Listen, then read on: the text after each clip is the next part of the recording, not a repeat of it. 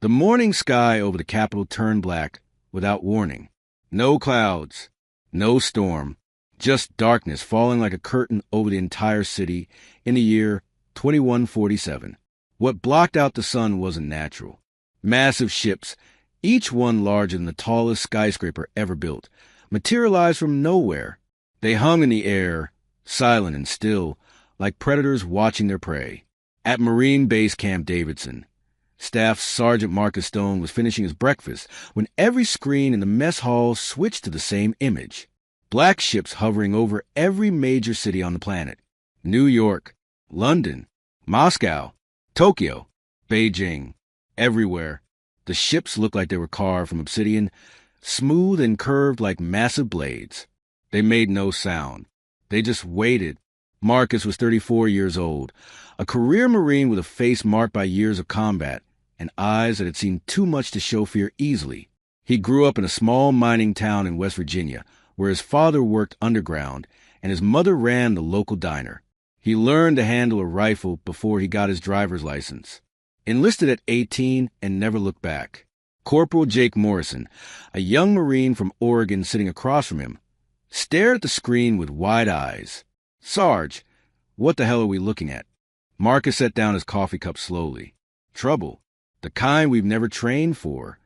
Within 3 hours, every government on Earth received an identical transmission. It came through simultaneously on every device capable of receiving a signal. Radios, televisions, computers, smartphones, even emergency broadcast systems that were supposed to be secure. The message was brief and absolute. "Inhabitants of Earth, we are the Krovax Dominion. We have claimed 400 star systems across this galaxy. We have ruled for 10,000 years. Your world now belongs to us. You will submit. You will obey. You will serve our empire. This is not negotiable. This is your only future."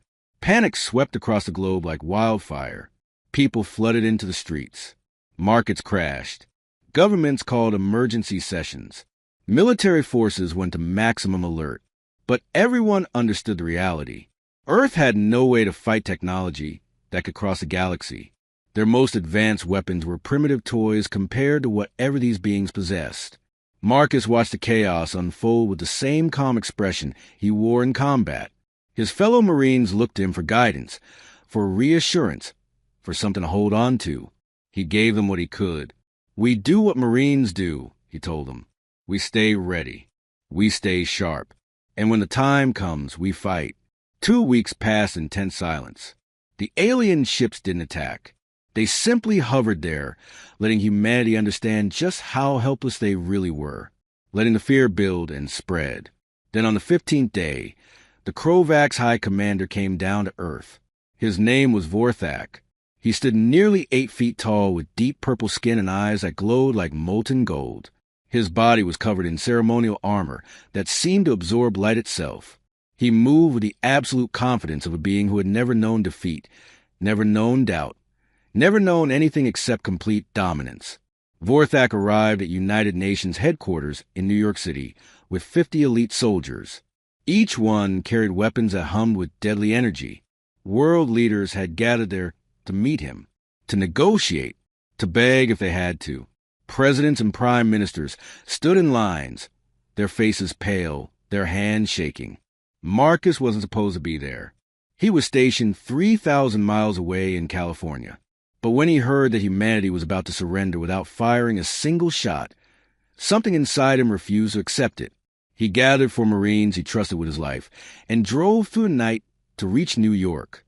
Sergeant Elena Vasquez was from San Antonio, Texas. Tough as steel and afraid of nothing. Corporal Jake Morrison was the best marksman Marcus had ever seen. Lance Corporal Danny Parker was only 22, but had more courage than soldiers twice her age. Gunnery Sergeant Tom Wilson had been in the Corps for 30 years and had forgotten more about combat than most people would ever learn. They arrived at the UN building just as Vorthak began addressing the assembled world leaders. Security tried to stop them at the entrance. Marcus pushed through anyway. He hadn't driven across the country to be stopped by guards. Inside the Great Hall, Vorthak's voice echoed off the walls like thunder. Your species has been evaluated. You are weak. You are primitive. You possess nothing of value except your labor. You will serve the Dominion in our mining colonies across the outer systems. Those who resist will be eliminated. Those who comply will be permitted to survive. This is the only choice you will receive. The Secretary General, a thin man with gray hair and frightened eyes, stepped forward with his hands raised in a gesture of submission. We understand. We will comply. Please, just give us time to prepare our people for her. Marcus felt sick to his stomach. He had spent his entire adult life fighting for his country. He had watched friends die defending the ideas of freedom and dignity. And now the leaders of the world were ready to surrender everything without even attempting to fight back. He pushed through the crowd of diplomats and officials. People shouted at him to stop, to show respect, to get back. He ignored every voice. He walked until he stood 10 feet from Commander Vorthak, looking up at the massive alien without blinking. "I don't think I heard you correctly," Marcus said. His voice was calm and steady, "because it sounded like you just told us to bow down." The entire room went completely silent. Every person, human and alien, stared at the Marine who had just spoken. Vorthak tilted his enormous head and looked down at Marcus with something that might have been curiosity. "You are addressing me?" the commander asked, his voice like grinding stone. "Seems like it," Marcus replied. "Do you comprehend who I am? Do you understand what I represent?" "I know you've got impressive ships and scary-looking soldiers," Marcus said. "I know you've conquered a lot of planets. But I also know something you don't." Vorthak's golden eyes narrowed slightly. "And what is that?" Marcus smiled. It wasn't a nervous smile or a fake smile. It was a smile of a man who knew exactly who he was and what he stood for. It was a smile of a man who had already made peace with death. "You've never fought Americans before," Marcus said, "and you've definitely never faced a United States Marine." One of the Krovac soldiers immediately raised his weapon. "Commander, shall I eliminate this creature?" Vorthak held up one clawed hand, signaling the soldier to wait. He continued staring at Marcus, studying him the way a scientist might study an unusual specimen. "You are either extraordinarily brave or extraordinarily foolish," Vorthak said. "Probably both," Marcus admitted. "But here's the thing, Commander. I've spent my entire life fighting for something bigger than myself. I've watched better men and women than me die for ideas like freedom and dignity. And I'll be damned if I'm going to stand here and watch everything they died for get thrown away because some purple giant thinks he's in charge." The room remained frozen in shock. No one moved. No one breathed. The fate of the entire planet seemed to hang in the silence between a human and an alien. And Marcus Stone just kept smiling. Commander Vorthak had lived for over 2,000 years. In that time, he had conquered more worlds than he could count. He had crushed rebellions, destroyed entire civilizations, and brought countless species to their knees. He had seen every kind of creature the galaxy had to offer. He had seen them beg, plead, fight, and die. But he had never seen anything quite like the humans standing before him. This Marine was small by Krovac's standards. Tiny. His weapons were primitive. His armor non-existent. His technology laughably ancient. And yet he stood there with his shoulders back and his chin up, looking at Vorthak as if they were equals, as if he had every right to speak, as if he belonged in this room. It was fascinating. It was irritating. And it was, Vorthak had to admit, impressive. "Your leaders have already agreed to submit," Vorthak said, gesturing toward the nervous diplomats behind Marcus. "You speak out of turn." "My leaders can speak for themselves," Marcus replied. "But they don't speak for every American. And they sure as hell don't speak for the Marine Corps." Behind Marcus, his 4 companions spread out in a loose defensive formation. Elena stood to his left, her dark eyes scanning the Krovac soldiers, counting weapons, measuring distances. Jake was to his right, his hand resting casually near his sidearm, even though they all knew a pistol would do nothing against alien armor. Danny and Tom covered the rear, their faces hard and ready. They knew they would probably die in the next few minutes. They had accepted that possibility when they walked through the door, but they would die standing, not kneeling. Vorthak took a step closer to Marcus, close enough that the human had to crane his neck to maintain eye contact. Do you comprehend what you are refusing? The Krovax Dominion has existed since before your species learned to create fire. We have conquered beings that can manipulate gravity itself. We have defeated creatures that could bend time to their will. What do you think you can possibly offer that would make us hesitate? Marcus's smile never wavered. I can offer you a fight. And I promise you, Commander, whatever happens next, you're going to remember it. For a long moment, nothing happened. The two of them stood there, alien and human, predator and prey. Then Vorthak did something that shocked everyone in the room, including his own soldiers. He laughed. It was a deep, rumbling sound that seemed to shake the walls. It went on for several seconds while everyone else watched in confusion and fear. I have not been entertained like this in centuries, Vorthak said when his laughter finally stopped. You are a remarkable creature, human, foolish beyond measure, but remarkable. I've been called worse, Marcus said. Vorthak nodded slowly, his golden eyes gleaming with something that might have been respect. Very well. I will give you an opportunity to prove the worth of your species. The Krovax Dominion has a tradition.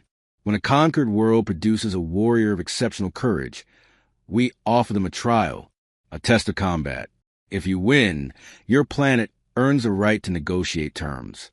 If you lose, your world burns. The diplomats began shouting immediately. The Secretary General pushed forward, his face red with panic. Commander, please, this is completely unnecessary. We have already agreed to your terms. This man does not represent Earth. He is just one soldier. He is the only one among you who has shown any spine, Vorthak said coldly. I will deal with him, not with cowards who surrender before the first battle begins. Marcus looked back at his team. Elena gave him a small nod. Jake stood ready. Danny and Tom both looked calm, trusting him to make the right call. He turned back to Vorthak. What kind of trial? Single combat, Vorthak said. You against one of our warriors. No weapons except what we provide. No rules except survival. The fight ends when one warrior is dead. And if I win, then we negotiate. Your planet will not be conquered. You have earned the right to discuss terms as equals. Vorthak paused. But you will not win. No species has ever defeated a Krovax champion in personal combat. Not once in 10,000 years. Marcus nodded slowly, processing this. He thought about Earth. He thought about the billions of people watching this on screens around the world. He thought about his younger brother Daniel back in West Virginia, probably sitting in front of the television right now, waiting to see what would happen. He thought about what it meant to be a Marine. I accept, Marcus said. The room erupted in chaos. Diplomats shouted. Officials argued. Several world leaders tried to intervene to stop this madness before it went any further. But Vorthak simply raised his hand, and his soldiers moved forward, creating a barrier between the humans and their Marine. The trial will take place on my ship, Vorthak said. You may bring witnesses. Your combat will be broadcast to your entire planet. Everyone will see what happens when a human challenges the Krovax Dominion. Everyone will see what happens when you mess with Earth, Marcus replied. They were transported to the flagship within the hour. The Krovax ship was beyond anything Marcus had ever imagined. It was like a floating city with corridors that stretched for miles and chambers that could hold entire stadiums. The technology was so advanced it seemed like magic. Doors opened at a thought. Lights followed you wherever you walked. The walls themselves seemed to hum with power. Marcus was given a small room to prepare.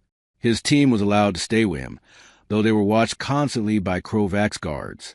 You don't have to do this, Elena said when they were finally alone. We could find another way.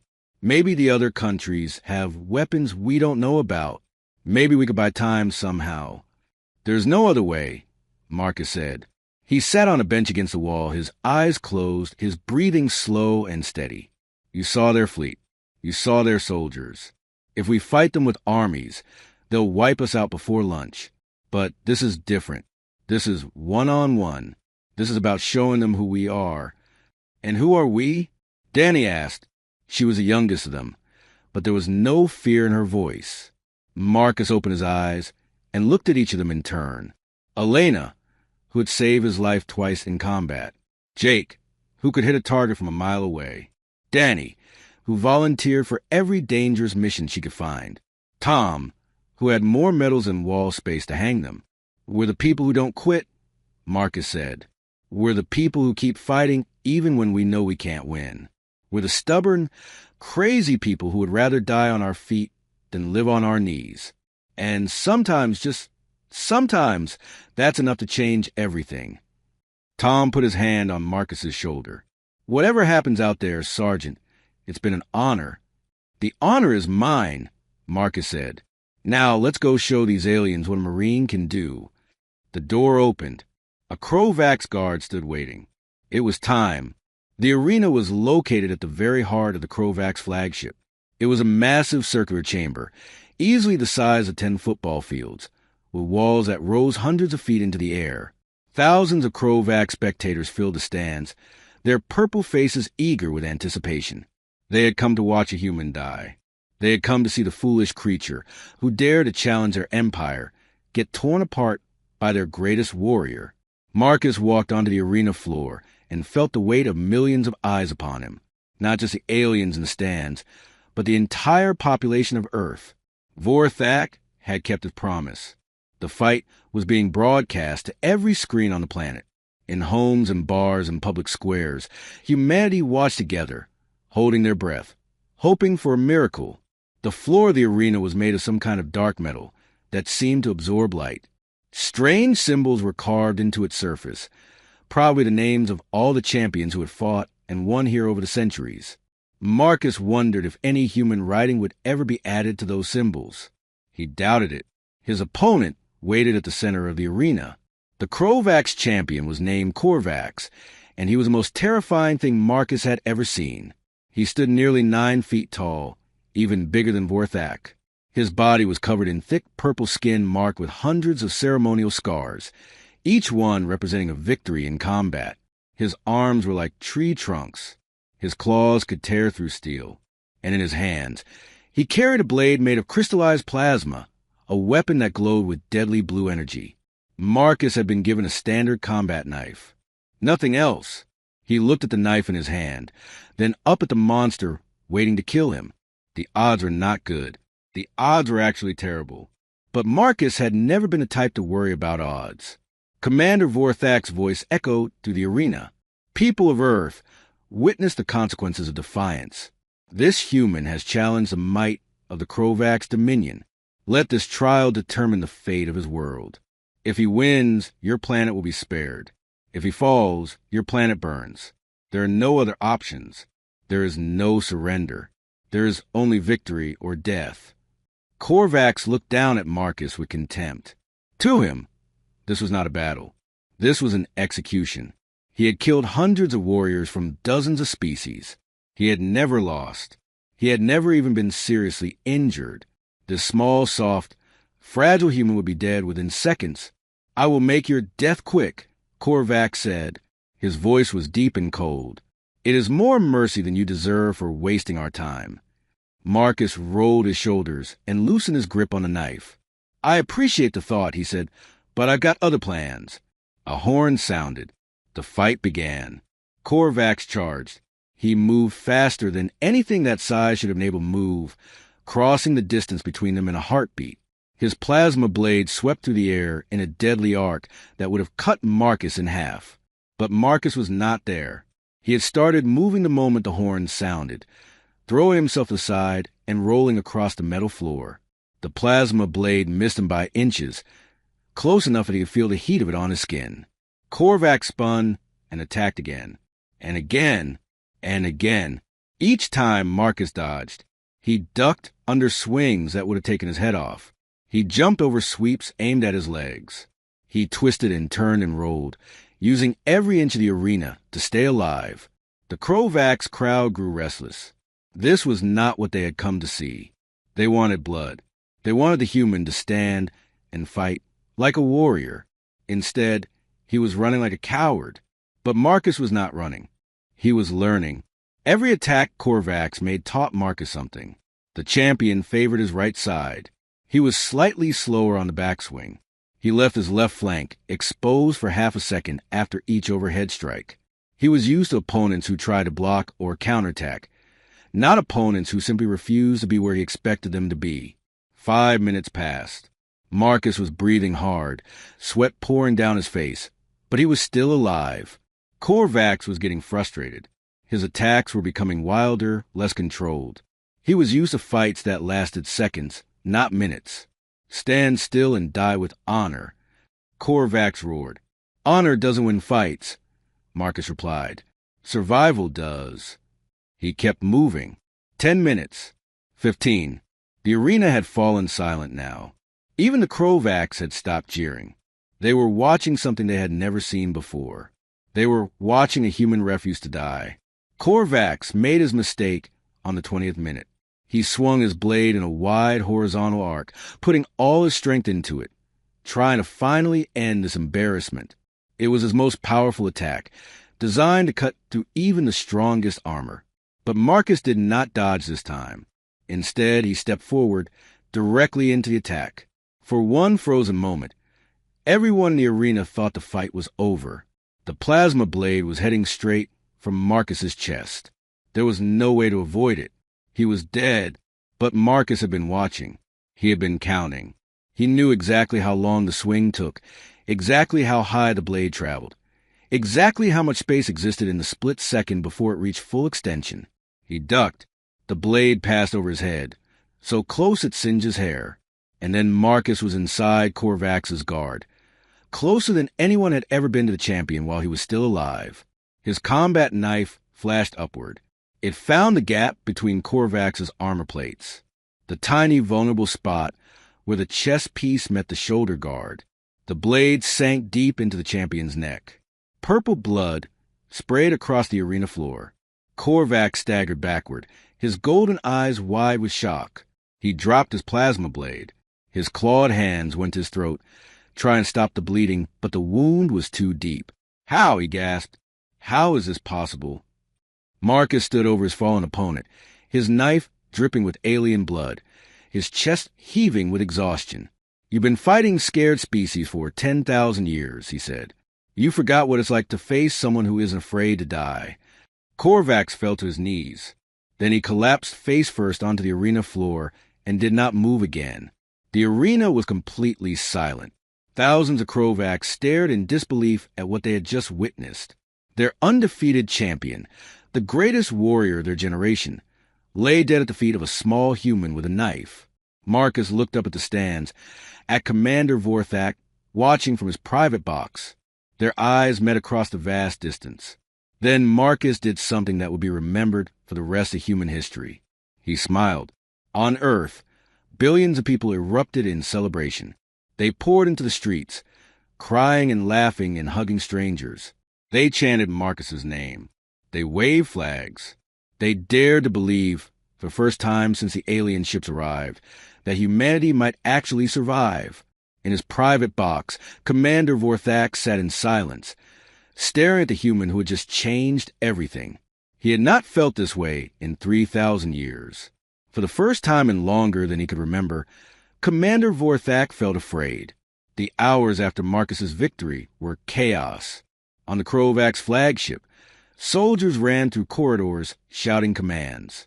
Officers argued in harsh alien languages. The news of their champion's death spread to the fleet like wildfire, and no one knew how to react. Nothing like this had ever happened before. Commander Vorthak sat alone in his command center, watching the recording of the fight play over and over on a holographic screen. He watched a human move, dodge, survive. He watched the final strike, the simple combat knife finding the one weak spot in Korvax's armor. He watched the human smile. That smile haunted him. His advisors had spent the last 3 hours arguing about what to do next. Some wanted to destroy Earth immediately, to burn the planet to ashes, and pretend this embarrassment never happened. Others warned that such an action would make things worse. Word of the humans' victory had already spread to other systems. Every conquered species in the Dominion knew what had happened. If the Korvax destroyed Earth now, it would look like fear. It would look like weakness. We must honor the trial, said Admiral Vermoth, one of Vorthak's most trusted officers. "You gave your word. If we break it now, our credibility is destroyed." "Our credibility is already damaged," spat General Torkan, commander of the ground forces. "A human killed Korvax. A human with a knife. Every slave world in the Dominion will see this as a sign that we could be defeated. Then perhaps they should fear us more," Vermoth replied coldly. "Fear is not the problem," Vorthak said quietly. Both officers fell silent and turned to their commander. "Fear is what we have relied upon for 10,000 years. Fear has built our dominion. Fear has kept our subjects obedient. But fear only works when the subjects believe they cannot win." He gestured toward the holographic image of Marcus, frozen in the moment after his victory. "This human has shown them that winning is possible. No amount of destruction will erase that. If we burn Earth, we create martyrs. Every species we have conquered will remember the humans who stood up to us. They will wonder if they could do the same." "Then what do you suggest?" Torkin demanded. Vorthak was quiet for a long moment. Then he made a decision that would change the course of galactic history. "I will speak with him," Vorthak said. "The human? Alone." 3 days later, Marcus stood on a small island in the Pacific Ocean, waiting for Commander Vorthak to arrive. The island had been evacuated for the meeting. There were no cameras, no reporters, no diplomats. Just Marcus and his team standing on a beach under a clear blue sky. Elena stood beside him, her hand resting on her pistol, even though they all knew it would be useless. "You sure about this?" she asked. "No," Marcus admitted, "but he asked to meet. That means he wants to talk, not fight. And right now, talking is better than dying." Jake scanned the horizon. "Ship incoming. Small one. Looks like just a shuttle." They watched as a Krovax transport descended from the clouds and landed on the beach. The door opened and Commander Vorthak emerged. He was alone. Marcus had not expected that. A commander of Vorthak's rank traveling without guards was almost unheard of. It was either a sign of incredible confidence or incredible respect. Maybe both. Vorthak walked across the sand until he stood before Marcus. They faced each other in silence for a moment, the alien towering over the human, the sun casting long shadows behind them. "You fought well," Vorthak said finally. "I had good training," Marcus replied. "It is more than training. Your species has something I have not encountered in a very long time." Vorthak paused, his golden eyes studying Marcus's face. "Courage without hope. You knew you were going to die. Every logical analysis said you had no chance. And yet you fought anyway. Not with desperation, but with joy." "I wouldn't call it joy," Marcus said. "More like stubbornness. Call it what you wish. The result is the same." Vorthak turned and looked out at the ocean, at the waves rolling endlessly toward the shore. "I have conquered 400 star systems. I have ruled over 1,000 different species. And I have grown tired. My warriors have grown soft. We have not faced a true challenge in millennia. Victory has become routine. Combat has become execution." He turned back to Marcus. "Your victory has reminded me of what we have lost, what it means to face an enemy who truly believes they can win. Is that supposed to make us feel better about being invaded?" Elena asked sharply. Vorthak's gaze shifted to her. "You misunderstand. Human. I did not come here to conquer you. Not anymore." Marcus's eyes narrowed. "Then why did you come?" "To offer you a choice." Vorthak said, "The galaxy is not as peaceful as it appears. The Krovax Dominion has enemies. Ancient threats that have been sleeping for centuries are now beginning to stir. Beings that make my warriors look like children. We have grown complacent, and our enemies have grown strong." He stepped closer to Marcus, close enough that they could speak without raising their voices. "We need warriors who remember what it means to fight. We need soldiers who will not surrender, who will not break, who will stand against impossible odds and smile. We need humans. You want us to join you?" Marcus asked, not quite believing what he was hearing. "Not as servants, not as slaves, as allies." Vorthak's voice was heavy with an emotion Marcus could not quite identify. "Your world has earned the right to stand beside us. You have proven your worth in combat. Now I am asking you to prove it in war. Marcus looked at his team. Elena's face was unreadable. Jake looked skeptical. Danny seemed cautiously hopeful. Tom just shrugged, as if to say it was Marcus's call. What happens if we refuse? Marcus asked. Then I leave. Vorthak said simply. My fleet will depart your system. We will not return. You will be left alone to face whatever comes. And if we accept, then you will have access to technology beyond your imagination. You will have a place in the galactic community. You will have the chance to become something greater than you ever dreamed. Vorthak paused. But you will also have enemies. Powerful enemies. Enemies that will not offer you trials or negotiations. They will simply destroy. Marcus thought about it. He thought about the small mining town in West Virginia, where he grew up. He thought about his brother Daniel. He thought about all the people on Earth who had watched him fight, who had cheered when he won, who had dared to hope that humanity might survive. They had survived. But surviving was not the same as living. Earth could hide in its little corner of the galaxy, hoping no one noticed them. Or they could step out into the universe and show everyone what they were capable of. It was not a hard choice. We'll need to discuss this with our governments, Marcus said. This isn't a decision one person can make. I understand, Vorthak said. Take all the time you need. He began to turn back toward his shuttle, then stopped. Staff Sergeant Stone. Yeah, whatever your people decide, you have earned my respect, and that is something no species has achieved in 10,000 years. Marcus watched the alien commander walk away, watched the shuttle rise into sky, and disappear among the clouds. Then he turned to his team. Well, he said, that was unexpected. Elena laughed.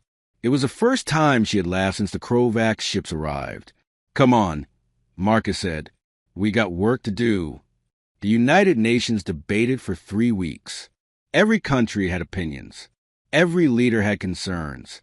Some wanted to accept the Krovax offer immediately, eager to gain access to advanced technology and protection from unknown threats. Others argued that humanity should remain independent, that joining an alien empire was just another form of surrender. The debates were broadcast around the world. People argued in coffee shops and living rooms. Protests broke out in major cities, some demanding isolation, others demanding partnership. It seemed like humanity could not agree on anything. Then Marcus Stone was asked to address the General Assembly. He stood at the podium wearing his Marine dress uniform, looking out at the representatives of every nation on Earth. He was not a politician. He was not trained for speeches. But he had something more important than training. He had truth. I'm not going to tell you what to do, Marcus began. That's not my job. I'm just a soldier. I follow orders and I try not to get killed. But I will tell you what I believe. He paused, gathering his thoughts. 3 weeks ago, I stood in this building and watched our leaders prepare to surrender without a fight.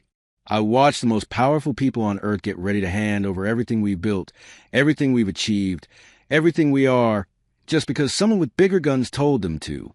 And I couldn't accept that. His voice grew stronger. I didn't fight because I thought I could win. I fought because some things are worth fighting for even when you can't win. Freedom is worth fighting for. Dignity is worth fighting for. The right to choose our own future is worth fighting for. And sometimes, just sometimes, fighting for what you believe in is enough to change everything. He looked around the room, meeting the eyes of delegates from dozens of countries. We have a choice now. We can hide in our little corner of the galaxy, hoping nobody notices us, hoping no new threat comes along that we can't handle. Or we can step out into the universe and show everyone what humanity is capable of. We can take our place among the stars, not as servants or slaves, but as equals, as partners, as warriors. Marcus stepped away from the podium. That's all I have to say. Whatever you decide, I'll support it. I'm a Marine. I follow orders. But I know what choice I would make. He walked out of the chamber without looking back. The vote came 3 days later. It was not unanimous, but it was decisive. Earth would accept the Krovax offer. Humanity would join the galactic community. But they did it on their own terms. The treaty was signed on the 1-month anniversary of first contact. Commander Vorthak and Staff Sergeant Marcus Stone stood side by side as the documents were formalized. Their images broadcast every screen on Earth and every world in the Krovax dominion. It was an image that would become one of the most famous in human history. The giant alien and the human marine, enemies who had become something like friends, standing together at the dawn of a new age. The years that followed changed everything. Krovax technology accelerated Earth's development by centuries. New ships were built, crewed by humans trained in alien combat techniques. Diseases that had plagued humanity for generations were cured overnight. Clean energy became available to every nation. Hunger, poverty, and inequality began to fade as resources became abundant. But the most important changes were not technological. They were human. The United States Marine Corps became the model for Earth's first interstellar military force. Marines like Marcus, Elena, Jake, Danny, and Tom trained a new generation of soldiers for a galaxy full of wonders and dangers. They taught them to fight, yes, but more importantly, they taught them to never give up, to face impossible odds with a smile, to remember that courage is not the absence of fear, but the decision that something else is more important than fear. Marcus never sought fame or glory. He turned down every promotion, every political appointment, every offer to become something more than what he was. When reporters asked him why, his answer was always the same. I'm a Marine. That's all I ever wanted to be. 15 years after first contact, Marcus stood on the bridge of the USS Defiance, Earth's first deep space battleship. The ship was sleek and powerful, a perfect blend of human determination and Krovax technology. Its crew was the best Earth had to offer, men and women who had trained their entire lives for this moment. Elena stood beside him, now a lieutenant colonel with silver in her hair and fire still in her eyes. She had served with Marcus through everything, from that first confrontation in the UN building to 100 missions across the galaxy. You ready for this? She asked. Marcus looked out at the stars. Somewhere out there, in the darkness between galaxies, the threats Vorthak had warned them about were finally stirring. Ancient beings of terrible power, creatures that had destroyed civilizations before humans learned to walk upright. They were coming, and humanity would have to face them. But humanity was not alone anymore, and humanity was not afraid. Been ready my whole life, Marcus said. The ship's engines hummed to life. Around them, a fleet of human and Krovax vessels prepared to jump into hyperspace. It was the largest combined force the galaxy had ever seen, united against a common enemy. Marcus thought about that day in the UN building 15 years ago, when it refused to bow. He thought about the smile on his face when Vorthak had threatened to destroy Earth. He thought about all the people who had called him crazy, foolish, reckless. Maybe they had been right. Maybe he had been all of those things. But sometimes crazy and foolish and reckless was exactly what the universe needed. The USS Defiance jumped into hyperspace, followed by 1,000 other ships. Behind them, Earth glowed blue and green and beautiful. A small world that had refused to surrender. A world that had smiled in the face of destruction. A world that had shown the galaxy what it meant to be human. In the captain's chair, Marcus Stone watched the stars blur into lines of light and allowed himself one more smile. The universe was vast and dangerous and full of things that wanted to destroy them. But humanity was stubborn and brave and absolutely refused to die quietly. It was going to be an interesting future. Somewhere in the great darkness between stars, ancient beings were waking up, stretching their terrible power, preparing to consume everything in their path. They had no idea what was coming for them. They had no idea what a human could do.